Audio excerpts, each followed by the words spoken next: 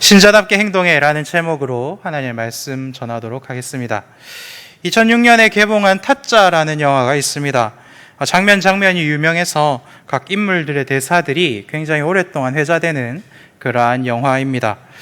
그 영화 중에 젊은 친구 신사답게 행동해라는 그러한 대사가 있습니다.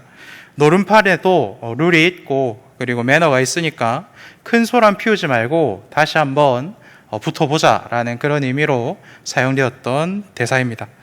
노름판에도 룰이 있고 그리고 지켜야 될 매너가 있는데 예수님을 믿는 믿음으로 사는 구원받은 하나님 나라의 백성들에게도 룰이 있고 그리고 지켜야 될 매너가 있는 줄로 믿습니다.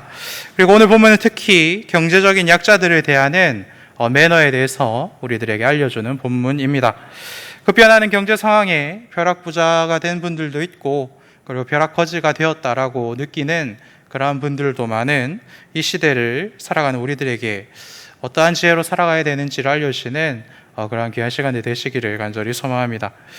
요즘 참 덥지요. 어제 제가 온도를 봤을 때 36도였고 그리고 오늘 온도 봤을 때는 바깥 온도가 35도까지 올라갔습니다.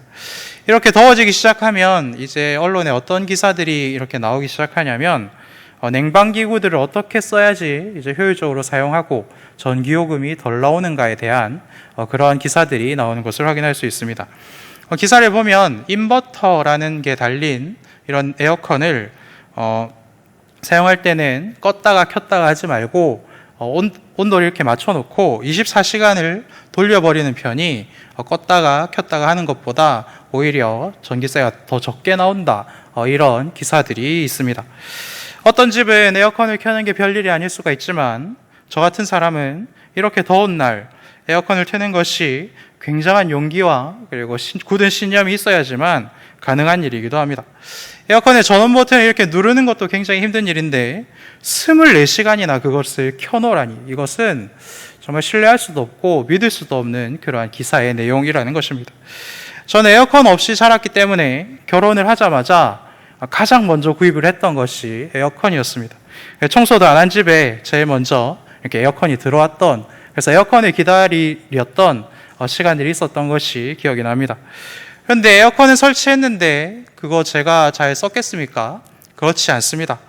혼자 있는 시간에 이걸 킬까 말까 고민을 하다가 조금만 더 버텨야지, 전에 살던 것처럼 버텨야지 하다가 이제 밤이 되고 그리고 이제 그날 못 쓰고 넘어가고 그랬던 적이 굉장히 많이 있습니다. 그러다 보니까 이제 정말 더운 날 이렇게 에어컨을 틀었었는데 그 에어컨 설치가 잘못돼가지고 에어컨에 가스가 샌 겁니다. 그래서 그해 여름에 그걸 못 썼던 기억이 있습니다. 그래서 2주 동안 기다리라 그래가지고 2주 뒤에 고쳤더니 이제 좀 선선해지는 그러한 것을 겪었고 그 다음 해에 이제 좀 켰었던 기억이 있습니다. 그리고 나서는 이제 이사를 갔던 적이 있습니다. 저는 이제 서울에 온 지 5년 차가 되었습니다. 천안도 좀 더웠는데 제가 부산에 살다가 천안에 살았고 그리고 이제 서울에 올라왔는데 이 서울의 더위는 정말 차원이 다른 더위인 것 같습니다. 그래서 요새는 그 에어컨 켜기 무서워했던 저도 정말 죽을 것 같아가지고 한 28도 정도 그렇게 맞춰놓고 잠깐 켰다가 자기 전에 켜고 이제 시간을 맞춰놓고 한 2시간 뒤에 꺼져라 이렇게 해놓고 잠들고 에어컨이 돌다 꺼지는 그러한 삶을 살고 있습니다. 그 정도만 해도 되게 살만하더라고요. 그런데 에어컨을 펑펑 쓰는 집도 굉장히 많다라는 그런 보고들이 있습니다. 그렇지만 에어컨을 전원을 켜는 게 굉장히 무서운 분들도 있으시죠. 그리고 이렇게 여전히 에어컨이 없이 그렇게 지내시는 분들도 굉장히 많다라는 기사들을 접하게 됩니다. 그래서 요즘은 겨울에는 전열기구 그리고 여름에는 냉방기구를 생존 필수품으로 지정해서 혹서기 그리고 혹한기에는 전기요금을 좀 감면해주는 그렇게 해줘야 된다는 의견도 있고 그리고 정부 시책으로 그러한 것들이 실행되는 그런 것을 볼 수도 있습니다. 다른 나라 상황은 어떤지 좀 살펴봤는데 멀고도 가까운 나라 일본은 에어컨은 낭비니까 틀지 말아야 된다라는 그런 의식들이 있다고 합니다. 그래서 에어컨 보급률이 90%가 넘었는데 그 에어컨이 달린 집에서 열사병에 걸려서 돌아가시는 분들이 굉장히 많다라고 합니다. 그래서 정부에서 에어컨과 선풍기를 적극적으로 켜십시오라는 운동도 하고, 그리고 이제 에어컨 설치 사업도 하고 전기요금을 10%를 이렇게 감면해주는 그런 정책도 있다고 합니다. 우리나라는 어떤지 좀 찾아봤는데 안전보건공단 여기서 52 미만 사업장에 이동식 에어컨을 지원하는 사업을 하고 있고, 그리고 가까운 강동구에서도 이제 저소득층을 대상으로 단열, 창호, 바닥, 그리고 에어컨과 보일러를 시공해주는 그러한 사업들을 하고 있다라는 그런 기사를 보았습니다. 그리고 이제 한전에서도 이런 누진세를 조금 완화를 해가지고 가정당 한 10,000원 정도 이렇게 요금이 덜 나오는 그러한 것들도 이렇게 진행을 하고 있는 것을 누리면서 살아가고 있습니다. 그래서 정부에서는 복지 사각지대에 있는 사람들을 위해서 이러한 사업과 이런 지원들을 한다라는 것을 또한 찾아볼 수가 있었다라는 것입니다. 어느 사회든지 사회적 그리고 경제적인 약자들이 존재하기 마련이지요. 사회적인 약자를 돕고 그리고 그들의 생존을 지원하는 일은 정부 차원에서도 해야 되지만 하나님 나라의 백성들이 또한 감당해야 하고 마땅히 해야 될 일이다라는 것을 오늘 본문은 또한 우리들에게 알려주고 있습니다. 하나님께서는 언약 공동체 안에 있는 사람들을 그 안에서 존재하는 사람들 중에 사회적인 약자들 그리고 경제적인 약자들을 좀 적극적으로 도와주고 하나님의 사랑을 이렇게 보여주라라는 그런 말씀을 오늘 본문을 통해서 우리들에게 명령하고 있으시다라는 것입니다. 그래서 오늘 주신 말씀들을 통해서 하나님의 백성들 모두를 풍족히 먹이시기를 간절히 원하시는 그 하나님의 넉넉하신 그 마음을 깨닫고 하나님의 뜻대로 신자답게 행동할 줄 아는 지혜를 누리는 저와 여러분들 되시기를 간절히 소망합니다. 그래서 오늘 말씀은 앞서도 말씀드렸듯이 사회적으로 약한 편에 속하는 이웃들과 이렇게 금전적인 거래를 할 때, 그리고 그들의 생존에 관련된 일을 우리가 감당하게 됐을 때에 어떻게 해야 되는지, 그리고 어떠한 마음으로 그런 것들을 감당해야 되는지에 대해서 우리들에게 알려주고 있습니다. 여러분들, 이웃에게 무언가를 구워줄 때에 지켜야 할 원리는 무엇입니까? 오늘 보면 10절과 11절 말씀을 보면 전당물을 잡더라도 꾸는 자의 인격을 존중해 줄 줄 알아야 하고, 12절과 13절 말씀을 보면 가난한 자의 생존을 위협해서는 아니 된다라고 하나님께서 말씀하는 것을 볼 수 있습니다. 채권자는 같은 유대인인 채무자에게 돈을 빌려주고 이자는 받을 수가 없었지만, 하지만 담보물은 이렇게 받아올 수가 있었는데, 그런데 담보물에 들어갈 수 없는 그런 품목들이 있다라고 오늘 본문은 말씀해 줍니다. 그래서 그것은 생존 필수품에 해당하는 것인데, 요즘같이 여름에는 이런 냉방기구가 앞서 말씀드렸던 것처럼 해당이 될 것이고, 코로나 초기에는 마스크가 아마 이것에 해당이 되었을 것입니다. 그리고 지금은 백신이 아마 여기에 해당을 하겠지요.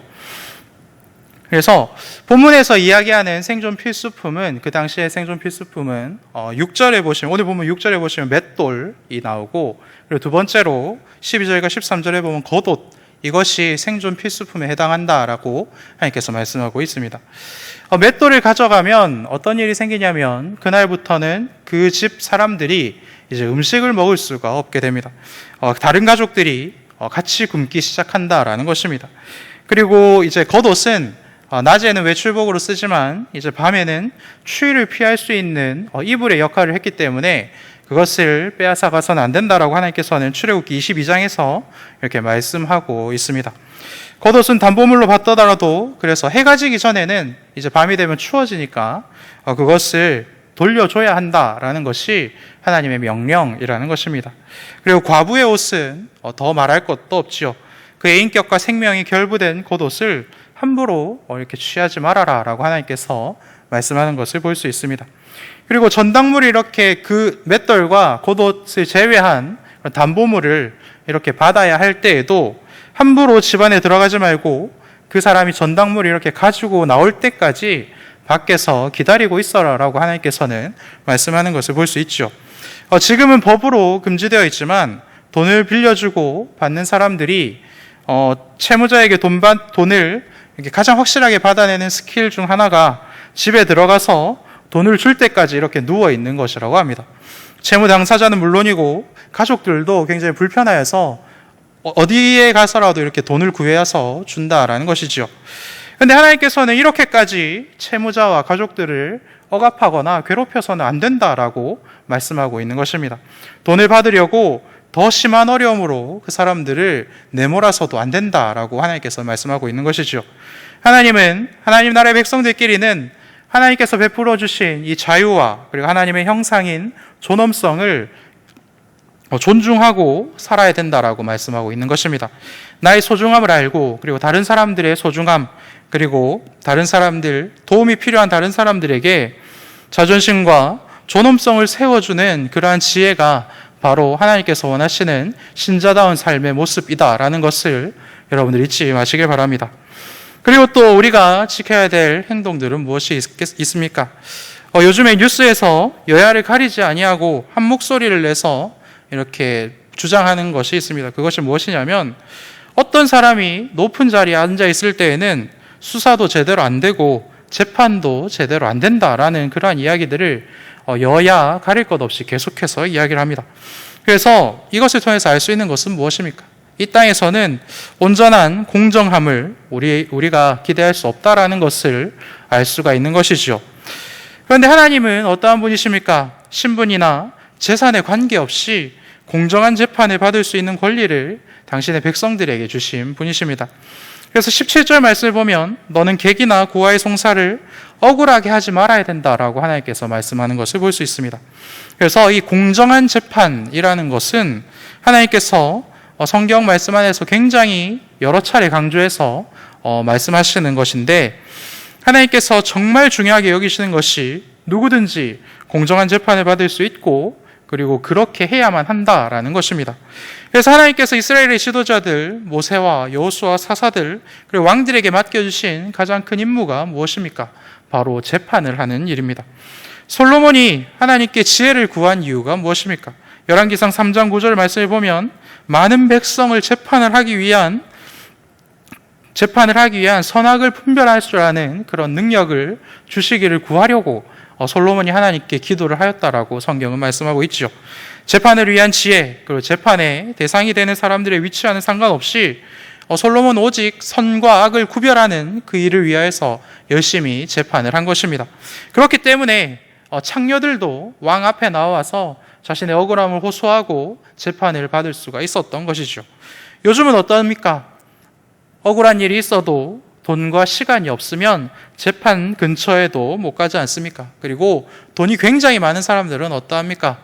법을 이용해서 잘 빠져나가고 잘 먹고 잘 사는 것이 이 땅의 현실이 아닙니까? 그런데 하나님 나라는 어떠한 나라입니까? 신분에 상관없이 누구든지 재판을 신청할 수 있고 그리고 선과 악에 따라 재판을 받을 수 있는 것이 바로 하나님 나라입니다. 그래서 하나님은 솔로몬이 재판을 구하는 그 지혜를 구하는 것이 마음에 들었다라고 말씀하고 있는 것이죠. 이 땅의 나라와 권세자들은 법 위에서 군림하여 억울한 사람들을 굉장히 많이 만들어내지만 이 사람들의 권세도 결코 영원하지 않습니다. 마지막 날 어떠한 일이 있습니까? 심판자이신 예수님께서 이 땅에 오시는 그날 어떠한 일이 있습니까? 모든 사람들이 예수께서 주최하시는 재판정에 서야 합니다. 모두가 예수님 앞에 서서 의로운 재판장이신 예수님께서는 우리들 속에 있는 선함과 악함을 보시고 재판을 하시는 그날이 우리 모두에게 약속되어 있는 날입니다. 그래서 마지막 날을 소망하며 사는 우리의 삶은, 우리의 오늘은 어떠한 삶이어야 합니까? 심판자 예수님 앞에서 남들과는 다르게 정직하고 거룩하게 살아가려고 열심히 노력하는 삶이 바로 우리들의 삶이어야 한다라는 것입니다. 그래서 이러한 은혜들을 누리시는, 그래서 신자답게 살아가는 그러한 은혜들을 누리시기를 간절히 소망합니다. 그리고 계속해서 오늘 말씀은 사장님들이 이 땅에서 어떻게 살아가야 되는지에 대해서도 알려줍니다. 말씀을 보면 가난한 품꾼의 품삯, 이것을 지급하는 것을 연기하지 말아라 라고 하나님께서는 말씀하고 있습니다. 월급 그리고 대금 입금을 미루지 말아야 한다라고 하나님께서는 말씀하시는 것이죠. 레위기 19장 말씀을 보면 품꾼의 삭슬 아침까지 밤새도록 내게 두지 말아라 라고 하나님께서는 말씀하십니다. 왜입니까? 가난한 노동자들은 그날 번 돈으로 양식을 사서 온 가족이 하루를 살아내기 때문에 그렇습니다. 이 시대도 마찬가지 아닙니까? 월급이 조금이라 하루라도 밀리면 어떠한 일들이 일어납니까? 카드값, 공과금, 그리고 각종 세금, 보험료 등등이 연체가 되고, 그리고 이것들이 연체가 된다는 것은 각종 신용도가 이렇게 낮아지게 된다라는 것을 의미하는 것이 아닙니까? 그래서 이러한 것들이 연체가 되면 개인과 그리고 가정에 굉장히 큰 타격을 줄 수가 있습니다. 또한 공사대금이나 납품대금이 들어오지 않으면 어떠합니까? 회사가 부도가 날 수도 있지요. 그래서 사장님들은 직원들에게는 갑의 위치에 있고, 또 거래처의 관계는 또 을의 관계에 있는 것이 또한 사실이기도 한데, 그래서 하나님께서는 이렇게 임금들이, 그리고 마땅히 받아야 될 것들이 제대로 이루어지지 않으면 이렇게 맞이하게 될 그런 혼란들을 원하지 않으시는 분이시기 때문에 서로가 서로에게 진 그 지불의 의무를 반드시 맞춰야 된다라고 말씀하고 있는 것입니다. 그래서 서로를 위한 그러한 지불의 의무를 다하는 것, 이것이 또한 성도답게 살아가는 모습이다라고 하나님께서 오늘 우리들에게 말씀하고 있습니다. 그리고 오늘 본문에서 이렇게 눈여겨보아야 할 것은 14절에 등장하는 객이라는 사람들입니다. 이 14절에 등장하는 객은 현대인의 성경에서는 이방인으로 이렇게 표현하는 단어입니다. 이 사람들은 이방 출신의 나그네들을 이야기를 하는 것이죠. 아마도 출애굽할 때 6월절 어린 양의 명령에 순종하여 구원의 은혜를 경험한 후에 함께 이스라엘 백성들을 따라 나선 그러한 이방 사람들로 보여집니다. 이들은 함께 애굽에서 출애굽하였고, 함께 불기둥과 구름기둥의 인도를 받으면서 광야의 생활을 하였고, 그리고 만나와 메추라기를 함께 먹었고, 그리고 모세도 밟아보지 못한 그 약속의 땅을 밟게 될 그러한 사람들입니다. 하지만 이 사람들은 이스라엘 지파가 아니죠. 그렇기 때문에 그 땅에 들어가긴 하지만 하나님께서는 그들에게 땅을 내어주시는 않으십니다. 그렇기 때문에 이스라엘 그 당시에 땅을 분배받지 못했다라는 것은 무엇을 의미하는 것입니까? 자기 생명을 스스로는 유지할 수가 없는 그런 불쌍한 사람들이다라는 것을 의미하는 것이지요. 하나님을 알고 하나님을 믿고 하나님을 신뢰해서 함께 출애굽하였지만 땅이 없기 때문에 누군가의 도움이 없이는, 하나님 나라의 백성이 되었지만 하나님 나라의 백성들의 도움이 없이는 하루를 살아낼 수 없는 그러한 사람들에게도 하나님께서는 도움을 주는 것을 잊지 말아라 라고 하나님께서 말씀하고 있는 것입니다. 이러한 모습들, 믿음으로 같은 교회에 들어와서 같은 가족이 된, 믿음의 가족이 된 사람들을 도와주는 그런 모습들, 이것이 오순절 이후 초대교회에서 처음 나타난 일이 아니다라는 것입니다. 이미 신명기 당시에도 이러한 일들이 있었고, 하나님께서는 그들을 위한 양식과 그들을 위한 도움까지도 마련해 주셨다라는 것이 하나님의 사랑의 마음이다라는 것을 우리는 오늘 확인할 수 있습니다. 이러한 모습들을 통하여서 우리가 알 수 있는 것은 무엇입니까? 하나님의 나라는 하나님의 백성들이 아름답게 살아가는 것이 중요하지, 그 외에 다른 물질들로 우리들의 이득을 채우는 것이 중요한 것이 아니다라는 것입니다. 그런데 우리가 살아가는 이 땅은 어떠합니까? 기본적이고 그리고 가장 최소한의 인간에 대한 예의와 존중이 점점점 사라져가고 있지 않습니까? 하나님을 믿는 사람들, 그리고 하나님의 신자들은 이러한 면에서 다른 삶을 살아야 되고 다른 생각을 가지고 살아야 된다라는 것이 오늘 말씀이 우리들에게 주시는 것이죠. 다른 사람들의 생존에 필요한 것들을 돌려줄 수도 있고, 그리고 나누어 줄 수도 있어야 되는 것이 하나님께서 우리들에게 바라는 삶의 모습입니다. 그리고 사람의 목숨을, 그리고 사람의 인생의 가치를 돈의 무게와 비교하지 않는 것이 또한 하나님께서 우리들에게 바라시는 모습이죠. 우리가 연약한 자들을 긍휼하게 여기는 하나님의 마음으로 우리의 물질이 필요한 자들, 그리고 도움이 필요한 자들을 돕는 것은 내가 쓸 만큼을 다 쓰고 나서 남는 것을 가지고 값싼 동정으로 그렇게 돕는 것이 아니다라고 하나님께서 말씀하고 있습니다. 하나님께서 내게 주신 것은 하나님의 것을 나에게 맡겨주신 것이고, 다른 사람에게 필요한 것을 나에게 조금 더 맡겨주신 것이기 때문에 하나님께서 주신 은혜와 물질에 대한 정확한 이해와 믿음을 가지고 이 땅을 살아야 된다는 것이 하나님의 마음이라는 것입니다. 사랑하는 여러분, 우리는 왜 이 세상의 생각과 행동과는 다른 삶을 살아야 합니까? 우리가 누리는 모든 것이 하나님의 것이고 하나님께서 우리들에게 맡겨주신 것이기 때문에 그렇습니다. 이스라엘도 한때는 애굽에서 가장 약한 사람들이었고 천한 사람들이었고 아무것도 가지지 못하고 종의 신분으로서 살던 그런 불쌍한 사람들이었습니다. 그들의 주인이 품삯을 하루라도 늦게 준다면 가족들이 굶어야 되는 그러한 것들을 겪었던 사람들이고 억울한 일에 당하여도 그 누구에게도 재판받지 못하였던 그러한 사람들이었습니다. 하지만 하나님께서는 그들을 지켜주셨고 보호하여 주셨고 출애굽시켜 주셨고 오늘 이제 새로운 땅으로 들어가기 직전에 이러한 말씀을 주고 있으시다라는 것입니다. 에어컨도 없었고 보일러도 없어 춥고 배고프고 더위에 쓰러졌던 그러한 때가 있었다라는 것입니다. 그런데 본문의 이스라엘은 어떠합니까? 하나님의 은혜로 출애굽도 성공했고 광야의 시련도 통과했고 이제 자유인으로서 약속의 땅을 밟기 직전에 놓여 있다라는 것입니다. 월세를 전전하다가 이사 가는 것이 너무 힘들어서 집을 대출받아서 샀더니 몇 년 새 집값이 빌린 대출금보다 몇 배나 올라서 이전과는 다른 그러한 삶을 살게 된 그 시점에 하나님께서 주시는 말씀이 무엇입니까? 이 모든 것이 네가 재주가 좋거나 네가 투자를 잘했거나 네가 돈 벌 재주가 남달라서 그러한 것들을 누리고 있는 것이 아니다. 모든 것을 너에게 맡겨주신 하나님의 은혜를 잊지 말아라. 하나님께서 너의 주변에 있는 어려운 사람들에게 은혜를 베풀고 싶어서 너에게 그러한 것들을 맡겨주셨으니 그 하나님의 마음을 잊지 말고 외면하지 말아라 라고 하나님께서 말씀하고 있다라는 것입니다. 이러한 측면에서 하나님의 은혜를 기억하고 감사에 순종을 할 수 있는 방법은 역시 헌금일 것입니다.